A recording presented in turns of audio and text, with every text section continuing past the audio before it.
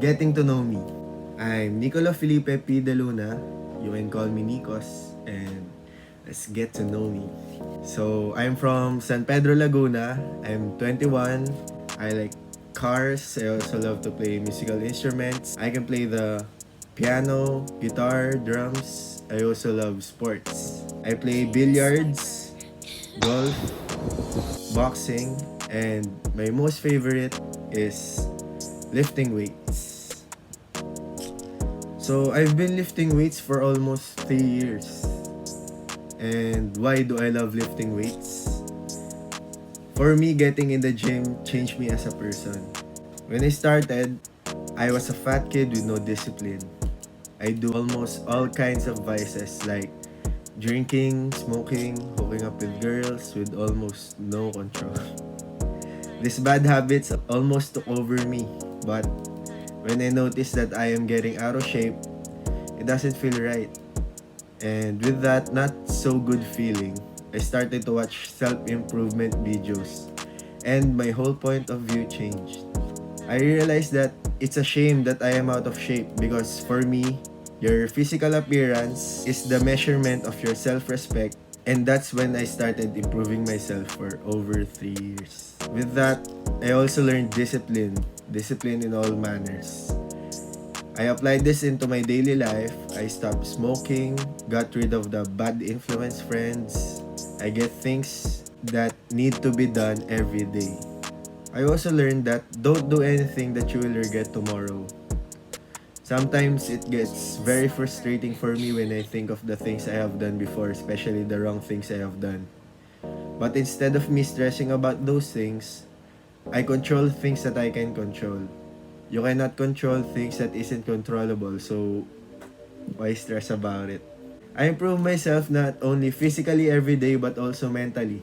Every day has been a struggle for me, but as a man, you need to do the hard things and suffer to reach your goals. Even if things are hard, you can't bitch about it because you're a man.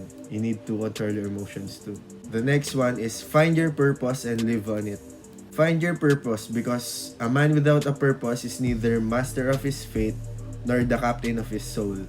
He is merely a minion, a pawn, and a tool for men and women who know what they want out of life and who are determined to get it. So, ang explanation doon is, if wala kang purpose, pwede kang maligaw na landas, pwede kang gamitin ng iba sa sarili nilang purpose. So, ang pangit naman nun, diba? Another one is accountability. You don't blame others for your own mistakes.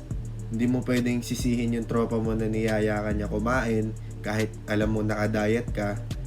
Kasi choice mo naman na kumain kahit niyaya ng tropa mo. Pwede ka naman humindi, di ba? And next is do unto others as you would have them do unto you. Napaka-basic. Huwag mong gawin sa kapwa mo ang ayaw mo gawin sa'yo. And additional is treat your body, mind, and spirit wisely. So, ayun na nga yung sinasabi ko. God gave you this body na kailangan mong alagaan.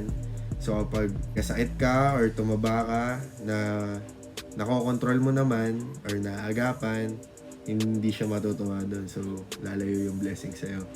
And your mind. Kasi pag hindi mo control yung mind mo, marami papasok sa isip mo ng negative thoughts, maaaring maagawa ka ng bagay na hindi maganda. And spirit, yun na rin yun, parang sa mind na rin. Kasi for me, the spirit guides you to do the good things. Kasi minsan may naiisip ka na hindi maganda, pero nasabihin ng spirit sa'yo, good spirit sa'yo na no, hindi maganda yan, huwag mong gawin yan. Ayun lang. So, that's all. What I can leave here is keep improving yourself every day because you are not a tree and you can move. So, kung ayaw mo sa place na nasan ka man ngayon, pwede ka namang umalis dyan. Do the hard things, especially when you don't feel like it. Go to the gym. Go to school because knowledge is power. Go get some money if kaya mo na, and take care of yourself because kung hindi mo alagaan sarili mo, walang ibang mag-aalaga yan kundi ikaw lang. Kaya keep on improving and enjoy life.